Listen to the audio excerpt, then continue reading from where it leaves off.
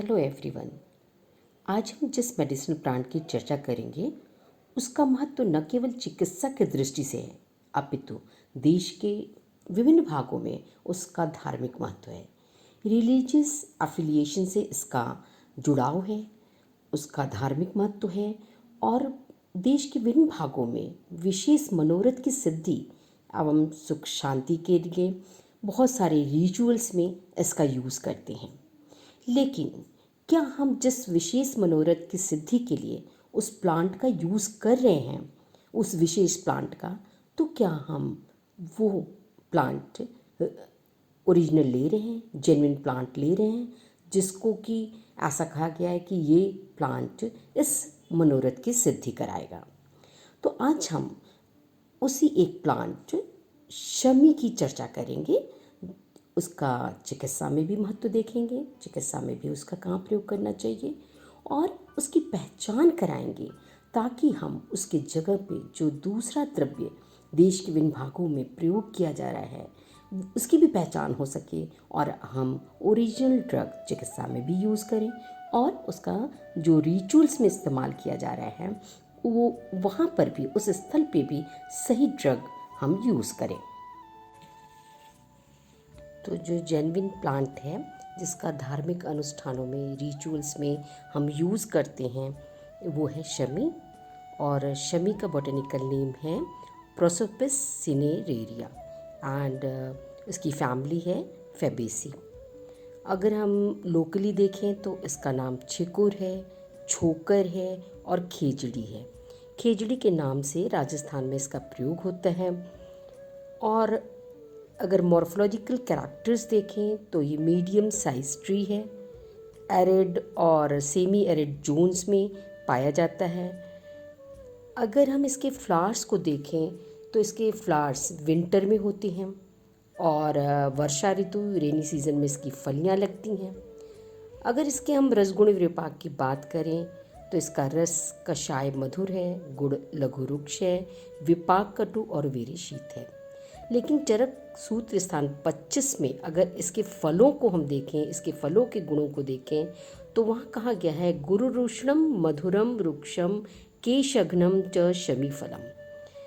और इस तरह से वहाँ पर फल, जो शमी के फल हैं, उन्हें केशघ्न कहा गया है।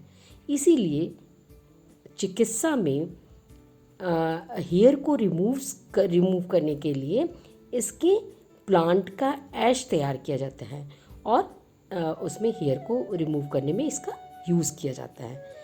अगर हम इसकी केमिकल कंस्टेंट की बात करें तो स्टेम बार्क में विटामिन के पाया जाता है, एन ऑक्टाकोसाइल एसीटेट है और इसमें लॉन्ग चेन फैटी एसिड्स भी पाए जाते हैं, ग्लूकोज, सुक्रोज, रेमनोज और स्टार्च पाए जाते हैं। इस प्लांट का सॉइल स्टेबलाइजेशन में भी अपना महत्वपूर्ण स्थान है। अगर हम इसके मेडिसिनल यूजेस की बात करें तो फोक मेडिसिन में इसके फ्लावर्स के पाउडर को शुगर के साथ मिक्स करके मिसकैरेज में प्रयोग किया जाता है और इसका अच्छा रोल मिसकैरेज में देखा गया है और उसको रोकने में। इसके पॉट्स में बहुत ज़्यादा प्रोटीन पाए जाते हैं, इसलिए खाने में भी राजस्थान में इसकी सब्जियां बनाई जाती हैं, वेजिटेबल्स के रूप में इस्तेमाल किया जाता है। और स्टेम बार्क को एंथलमेंटिक एक्टिविटी के लिए या मसल ट्रिमर में प्रयोग किया जाता है। कफ और कोल्ड में इसका प्रयोग होता है, ब्रोंकाइटिस में, अस्थमा में इसका प्रयोग होता है। और इसके अलावा इसका ल्यूकोडर्मा, पाइल्स, लेप्रोसी और डिसेंट्री में भी प्रयोग होता है। तो इस तरह से इस प्लांट के बहुत सारी चिकित्सा में प्रयोग हैं और बहुत महत्वपूर्ण प्रयोग हैं, स्पेशली मिसकैरेज में इसका फोक मेडिसिन में वर्णन आया है। अगर हम इसके क्वाथ को लेना है तो 50 to 100 ml लेंगे और अगर इसके पाउडर को लेना है तो 3 से 6 ग्राम की मात्रा में प्रयोग किया जाता है। इसके यूजुअल पार्ट्स हैं, बार्क है, पॉट्स हैं, फ्लावर्स हैं, जिनका चिकित्सा में उपयोग किया जाता है। अब हम जो प्लांट शमी के स्थल पर प्रयोग किया जाता है, शमी के स्थान पर प्रयोग किया जाता है, जेन्युइन ड्रग के स्थान पर जो अडल्ट्रेशन किया जाता है उस प्लांट की चर्चा करेंगे। वो प्लांट है वीर तरु। मैक्सिमम भारतवर्ष के विभिन्न स्थानों पर जिस प्लांट की पूजा की जाती है वास्तव में वो डाइक्रोस्टैकीज सिनेरिया है, वीर तरु है, और हम शमी समझकर उसी की पूजा करते हैं। इसलिए दोनों में डिफरेंस जानना, रिचुअल्स के लिए भी, और क्योंकि हम रिचुअल्स में प्रयोग करना है हमको इसलिए भी, और साथ में चिकित्सा में जेन्युइन ड्रग का प्रयोग करना है इसलिए इस प्लांट की भी पूर्ण पहचान होनी चाहिए।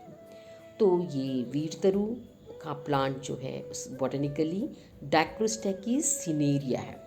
इसकी फैमिली फेबेसी है और सुश्रुत ने इसका वर्णन वीर तरवादी गण या वात संशमन गण में वर्णन किया है, और अष्टांग संग्रह में देखें तो वीर तरादि गण में इसका वर्णन है।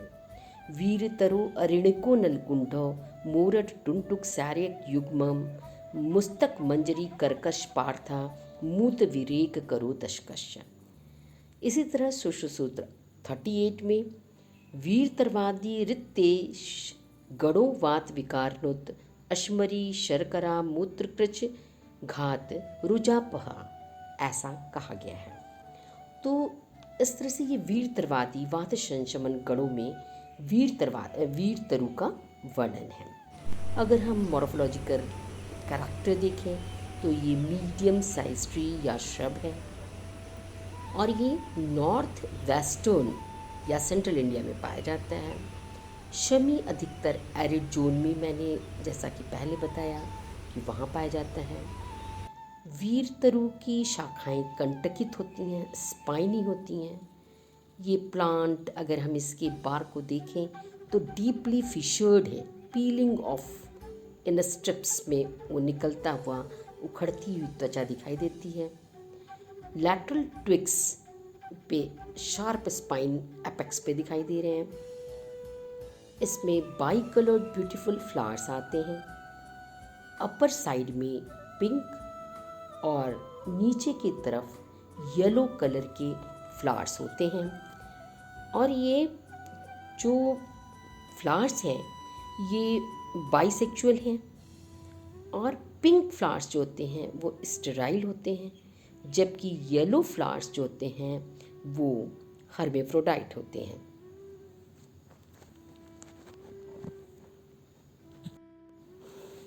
इसके प्लांट्स रेनी सीजन में आते हैं, जबकि शमी के प्लांट्स विंटर सीजन में आते हैं। और वीर तरु के प्लांट में फ्लावर्स जो कि रेनी सीजन में आते हैं, और उसके बाद इसमें फ्रूटिंग होती है। अगर हम इसके रसगुणे विपाक को देखें, फार्माकोडायनेमिक प्रॉपर्टीज़ को देखें, तो संहिताओं में इसका रस तिक्त कषाय, गुण लघु रुक्ष, विपाक कटु और वीर्य उष्ण कहा गया है। अगर हम केमिकल कंस्ट्रेंट को देखें इसमें, तो इसमें फ्लेवोनॉइड्स पाए जाते हैं, टैनिन पाया जाता है, स्टेरॉल्स पाए जाते हैं, ट्राइटरपीन्स पाए जाते हैं। रूट और बार्क एंटी बैक्टीरियल एक्टिविटी को शो करते हैं। और इसका अगर पार्ट यूज़ देखें तो रूट और बार्क इसका प्रयोग किया जाता है। क्वाथ की मात्रा 50 to 100 ml होती है। और अगर चिकित्सा में इसके प्रयोग की बात करें तो संहिताओं में अधिकतर इसका इस्तेमाल डायूरेटिक के रूप में है, मूत्रकृच में है और मूत्राघात में है, अश्मरी में है, स्टोन्स में इसका प्रयोग करते हैं। शोथ वेदना प्रधान रोगों में, पेनफुल जॉइंट्स में स्पेशली इसका प्रयोग करते हैं। इसके लीव्स या छाल का लेप करते हैं। और अगर डायूरेटिक एक्शन लेना है तो इसके रूट्स का प्रयोग करते हैं। अगर हम इसमें देखें कि कौन से बैक्टीरिया पे ये काम करते हैं तो ये स्टेफिलोकोकस ऑरियस पे काम करते हैं, इकोलाई पे काम करते हैं, शाइजेला पे काम करते हैं, स्यूडोमोनास पे काम करते हैं। और इसके बार्क का एक स्पेशल प्रयोग है कि हेडेक में इसके बार्क का भी प्रयोग किया जाता है। इस प्रकार ये प्लांट भी इक्वली इम्पॉर्टेंट है शमी की तरह। अब हम इसके दोनों के डिफरेंस देखेंगे ताकि हम इनकी पहचान कर सकें कि ओरिजिनल प्लांट कौन है। यदि हम शमी और वीरतरु में डिफरेंस देखें तो शमी के फ्लावर्स विंटर में आते हैं, जबकि वीरतरु के फ्लावर्स वर्षा ऋतु में रेनी सीजन में आते हैं। शमी के फ्लावर्स विंटर में आते हैं, उसके बाद फलियां लगती हैं, जबकि वीरतरु में फ्लावरिंग वर्षा ऋतु में होती है, उसके बाद फलियां लगती हैं। शमी के फ्लावर्स येलो ग्रीन होते हैं, जबकि वीरतरु के प्लांट्स में जो फ्लावर्स होते हैं वो बाई कलर्ड होते हैं, सिलेंड्रिकल इन्फ्लोरेसेंस में आते हैं और पिंक और येलो होते हैं। अगर हम हैंगिंग पोजीशन में देखें तो ऊपर की तरफ पिंक फ्लावर्स होते हैं जो कि स्टेराइल होते हैं, और नीचे की तरफ येलो फ्लावर्स होते हैं जो कि हर्मेफ्रोडाइट होते हैं। शमी के जो स्पाइंस होते हैं वो शार्प होते हैं, लेकिन वीरतरु के स्पाइंस बहुत ही पिक्यूलियर होते हैं। वो शार्प तो होते ही हैं, लेकिन लैटरल ट्विक्स पर पाए जाते हैं, उसके एपेक्स पे शार्प स्पाइंस पाए जाते हैं। तो इस तरह से इन दोनों के फ्लावर्स की फ्लावरिंग सीजन, स्पाइंस और पाए जाने के स्थान में डिफरेंस देखकर हम दोनों की पहचान कर सकते हैं। जैसा कि हमने पहले भी बताया कि शमी एरिड जोन का प्लांट है, राजस्थान वगैरह रेतीली भूमि पर पाया जाता है, जबकि वीरतरु सेंट्रल इंडिया में पाया जाता है। तो दोनों के डिफरेंशिएटिंग पॉइंट्स को देख के हम पहचान सकते हैं कि कौन सा शमी असली है और कौन सा वीरतरु है। जैसा कि हमने पहले भी बताया, मैक्सिमम प्लेसेस पे वीरतरु की ही पूजा कर दी जाती है शमी समझ के। इसलिए ये ज़रूरी है कि चाहे रिचुअल्स में हम इसका प्रयोग कर रहे हैं या चिकित्सा में, हमें जेन्युइन ड्रग की ही पहचान होनी चाहिए।